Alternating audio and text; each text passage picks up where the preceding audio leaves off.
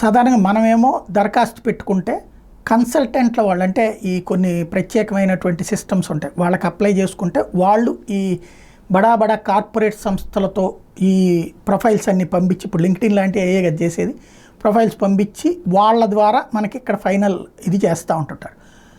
అయితే ఇప్పుడు వచ్చేటప్పటికి కీలకమైనటువంటి అడుగులు పడుతున్నాయి. అందులో నరేంద్ర మోడీ సర్కార్ తనే కన్సల్టెంట్గా వ్యవహరిస్తుంది. పబ్లిక్ని అప్లై చేసుకోమంది ఉద్యోగాలు కావాలి, అలాగే కార్పొరేట్ కంపెనీలని అప్లై చేసుకోమంది మీకు మ్యాన్ పవర్ కావాలంటే. ఏ పబ్లిక్ ఏ దాంట్లో అనుభవం ఉంది చదువుకున్నటువంటి వాళ్ళది అనేది లెక్క తీసింది. దాంట్లో కేంద్ర ప్రభుత్వం ఏం చేస్తానందంటే 12 నెలల పాటు నెలకు 5,000 స్టైఫండ్ ఇస్తానంది.